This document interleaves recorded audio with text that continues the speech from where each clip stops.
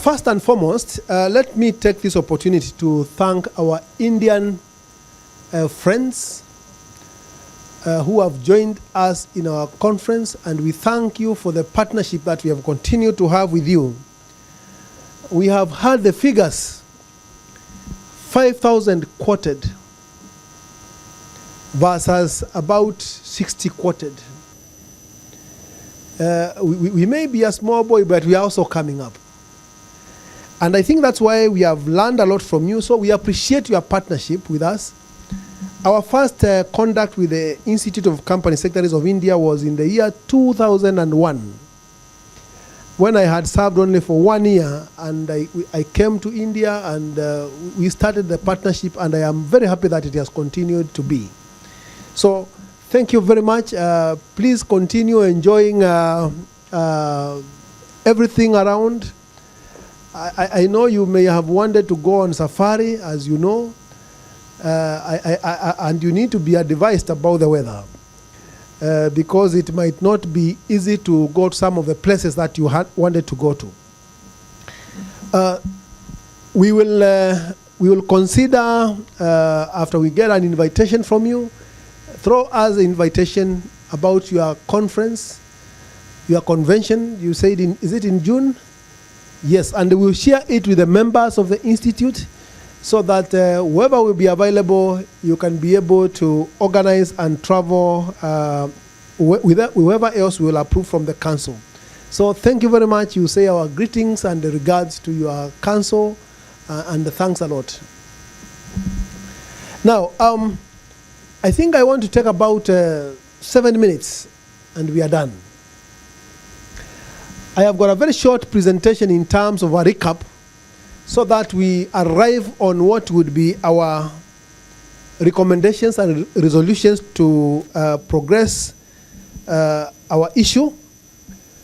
And I don't intend to go through the topics, but remember our theme. Just remember the theme alone, that we are discussing governance, resilience in governance during an economic crisis. That's what we were looking at. And all these topics were answering to that particular issue. So I don't intend to go through that. We will give you the draft.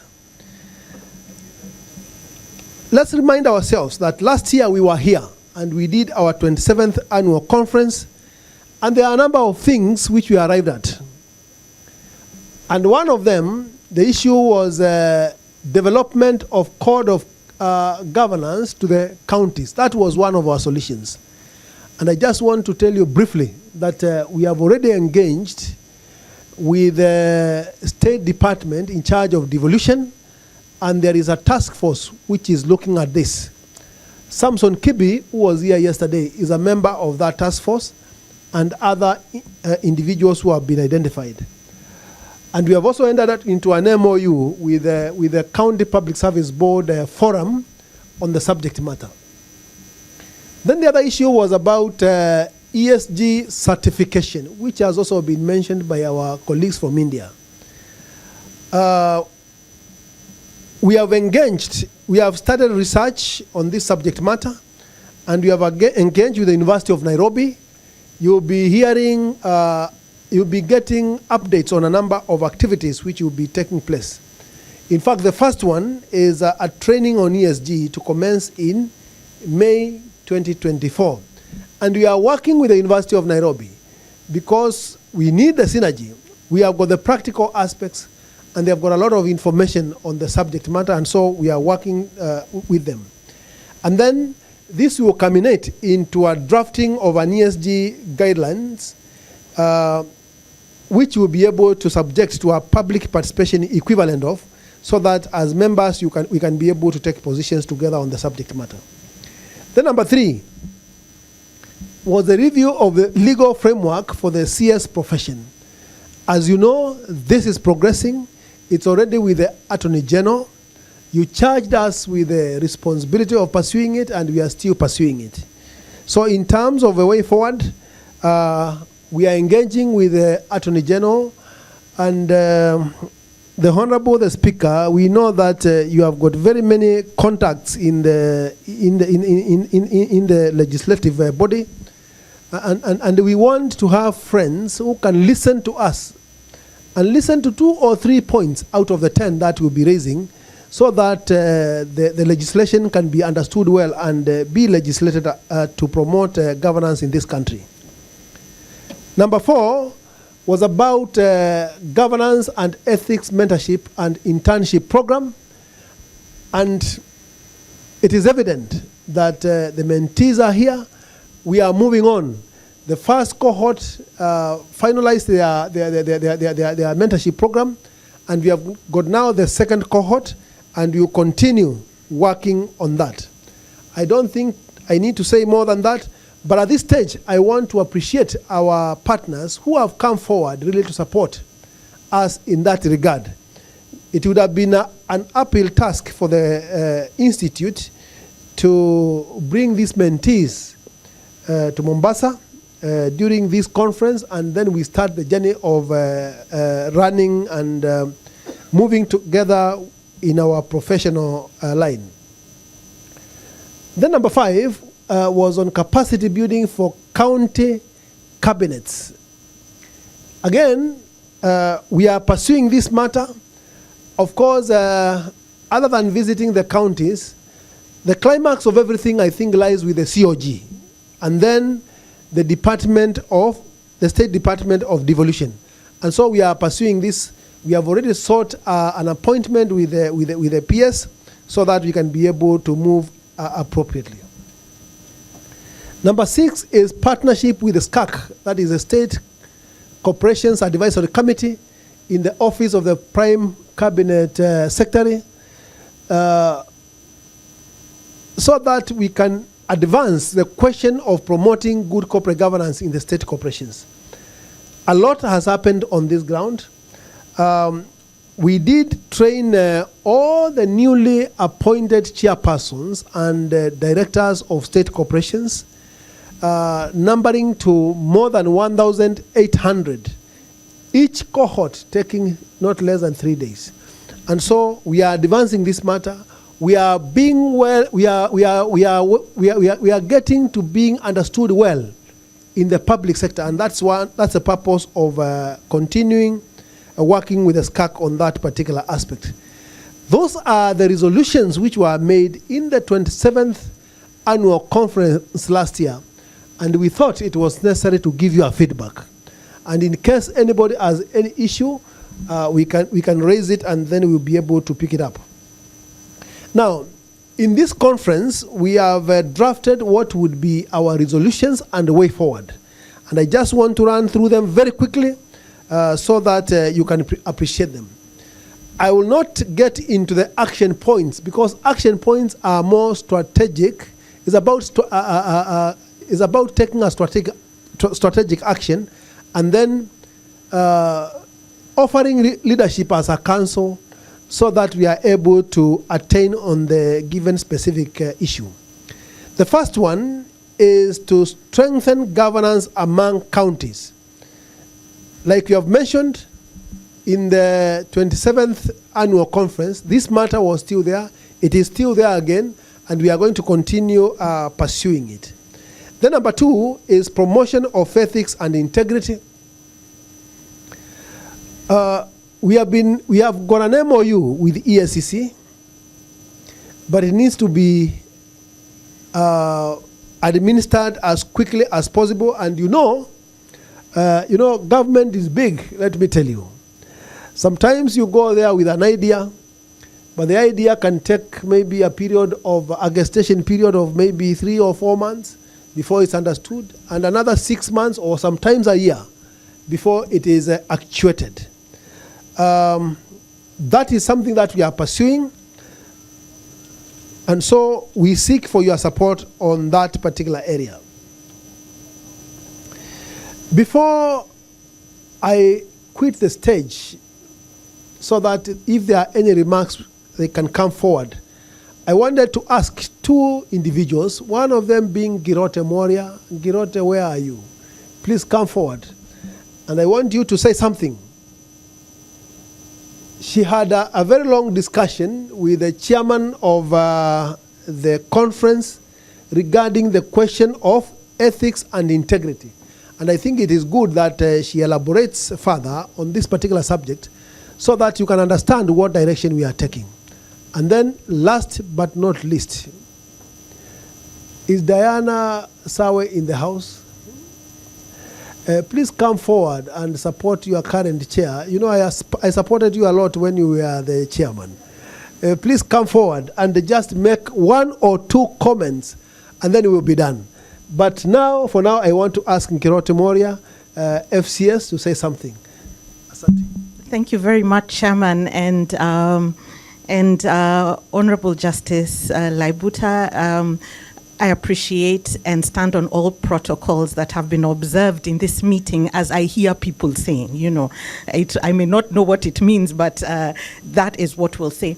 You know, I am in the category of members who actually remember what Honorable Justice Laibuta talked about in terms of Clint Eastwood being a star of the Western movies. And in those days, there was also a trend that when we come to a conference such as this, spend 3 days deliberating on important issues, there must be a declaration. We come out and say, from the members who attended and participated in the 28th annual conference that ICS put together, that we declared, based on all the presentations and all the discussions and the discourse, what we will do about a certain issue. And I felt passionately that one of the issues that came out very strongly is the issue of ethics and trust being foundational or a critical factor to building resilience, not just in organizations, but in various governance structures, at the community, at the corporate, at the national, and even at the global level.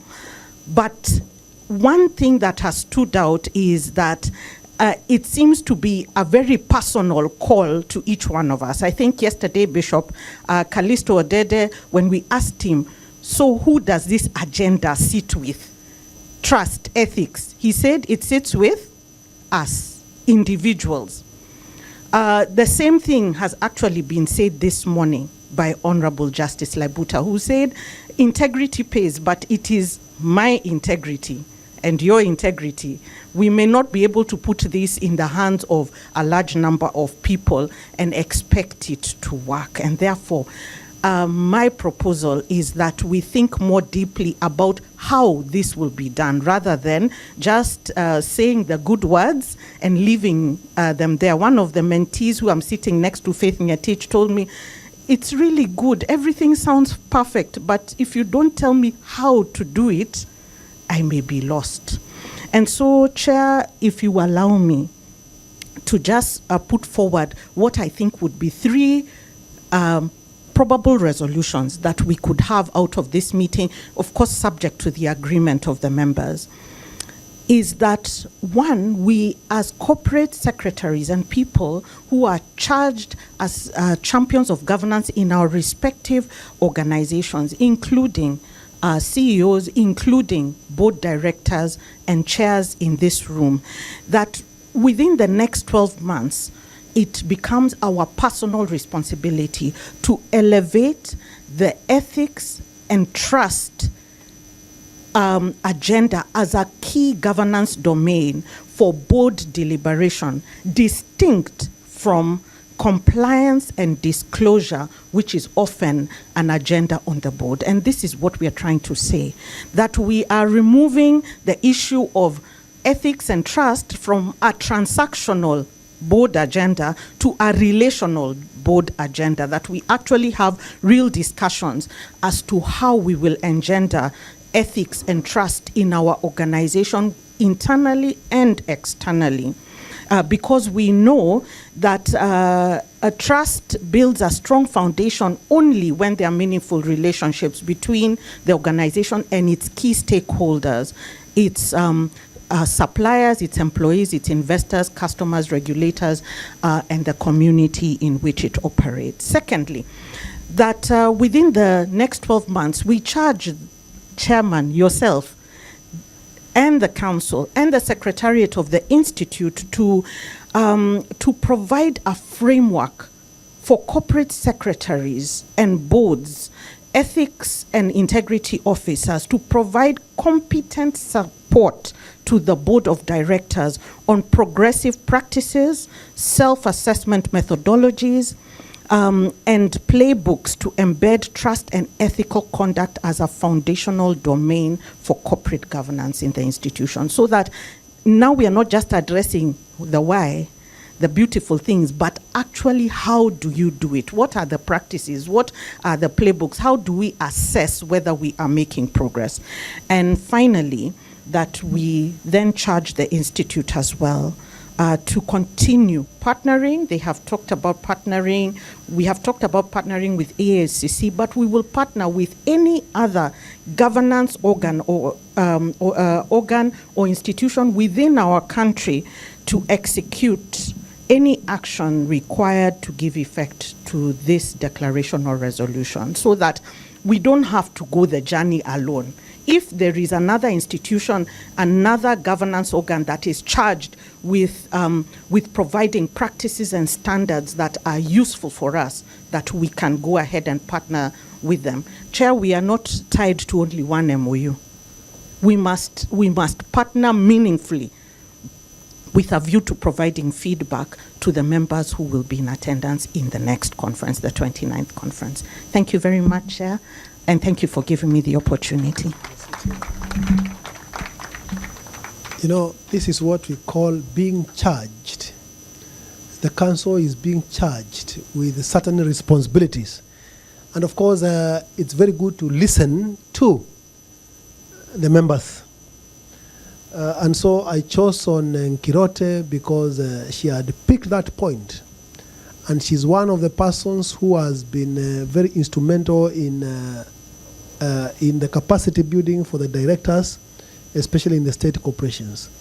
And she has been a company secretary for quite a while. I could have chosen anyone else. Please give me a benefit of doubt on that particular aspect. I only chose her for that reason. Then now, can you come and make a comment? It's payback time. When I used to serve as a vice chair, I used to support her all the time. And therefore, she has no option. Come and try to navigate on this matter and say something. And then we'll be asking for one or two comments. This is part of our public participation on this particular subject. And then I think we'll be getting towards closing. Karibu.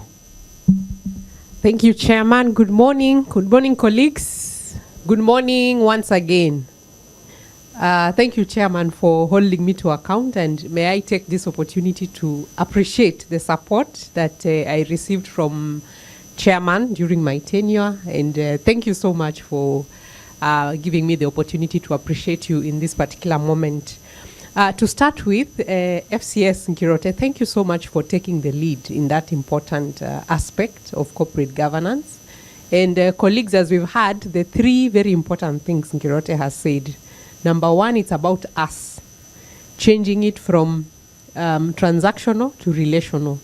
So let's take it upon us. I think it is a very good rallying call that will make a difference if we continue doing it where we are. And then the second one, Nkirote, was for the Institute to give us a framework. I'm just breaking it down so that we can take it home, remembering that framework will be very key so that we are able to very practically, understand as CSS how to do it. And then the last one, Nkirote, was about to partner collaborations. And I've seen institutions everywhere. Collaboration is now the new standard, the new normal, the new hope in all businesses. Chairman, you have a challenge from Nkirote. I have followed suit, I've seconded, and I know the members will also agree that we need to partner, and if there are any areas that the Institute needs support, we are always there to hold your hand and ensure that the Institute gets the partnership it needs. And thank you, Chair, for keeping up the culture of the Institute and the Council, giving feedback and living up to its word. For the resolutions last year, we have seen that you were able to actually take them on and implement. Please keep it up. We also look forward to next year, to hearing what has come out from this year. And thank you so much for such a wonderful conference, for all the organization.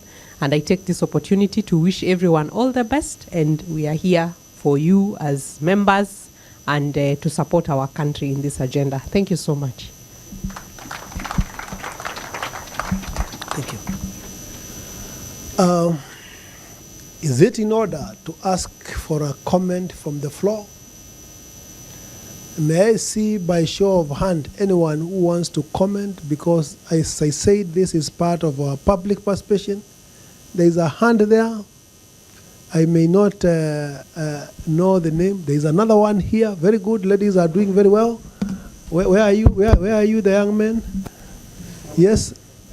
Do we have one from this? So those two will do as well. So, Chair, I saw you actively participate in the recent wage bill conference. It took place last week, and there was a concern on public culture engineering. So my proposal would be, as we get into this, how we could have ICS as a very strategic partner with the responsible state departments, the State Department for Public Service, the commissions, the relevant commissions, and the ESCC, because there was a multi-sector proposal, an approach, multi-sectoral approach to addressing the culture, specifically in the public service, as private sector also engages, I don't know, maybe in a different way. So my request is whether ICS could be also a strategic partner in this debate so that we don't leave this conversation. Thank you. Thank you very much. Good morning. Name is Noreen Nanteza, a mentee. Mine is just an appreciation for the opportunity that we've been granted to attend this conference. It has been eye-opening. We've learned a lot, and it has felt nice with interacting with all of you. It has been really humbling, sitting at just your feet and learning. We thank all the sponsors who have made this possible. Just looking forward to learning more and interacting more with you guys. Thank you. The sentiments have been taken. I think that sentiment which has been mentioned by CS Kavindu, we were discussing the wage bill, and the wage bill is a big elephant in the house, especially in the public sector. And so one of the things which was identified to be dealt with is culture change, and especially from a governance point of view. And I think what you'll do, we will organize and write a concept paper around it and engage with the government on that particular issue and make our submission and let our space be filled. We will have executed, we will have done our part. Of course, I know it's a tough issue, especially having worked in the public sector for a while. Now, friends, let me call you friends, like the Indians like saying, friends. We are coming to the end of this program, and let me make an observation. There is another program which is running just behind here for the certified governance auditors, and I think that is where the CEO has gone to. So when you don't find him around, that is the situation. Let me say this. We appreciate all our sponsors. We appreciate all our speakers. We appreciate all our participants. And we appreciate our friends from India who have created that international character, which is part of our heading. We should take this opportunity to appreciate the council members for standing very strong in terms of helping on the success of this event, and equally appreciate the CEO and the Secretariat for a job well done. We have been in the press, and therefore the fourth estate, we also need to appreciate them. And so, without much ado, at this point, because we walk down together, I wish to request Justice Labita to come forward so that he can make a few closing remarks. He can make closing remarks. I'll call them closing remarks. Like many people sometimes make a mistake of saying a short prayer. There is no short prayer. And therefore there cannot be a short closing remarks. They are closing remarks. And then officially declare this forum officially closed. So thank you very much. Karibu sana, Justice. I was told that I'm closing this forum just when I arrived, so I didn't have much to say, but to say yes. Because I didn't know if I didn't officially close, would it just go on till tomorrow? But I'm sure we are all tired. You might have noticed, of course, that the several days you've been here, your distinguished presence has most certainly contributed a great deal to the future of this country. And no doubt you've had a great deal to learn from your colleagues, your presentations. Mine is to encourage you to take to heart what you have heard, what you have discussed, perhaps the private conversations you have had on the side, and I want to believe that you have also been able to gather a great deal from the delegates. My assistant just told me that Mheshimiwa Ekwethuru is among us. Mheshimiwa, I do recognize your presence. I'm not a very good person in protocols, so very often I just trigger off and go on. But I do recognize your presence and the presence of others that have graced this occasion.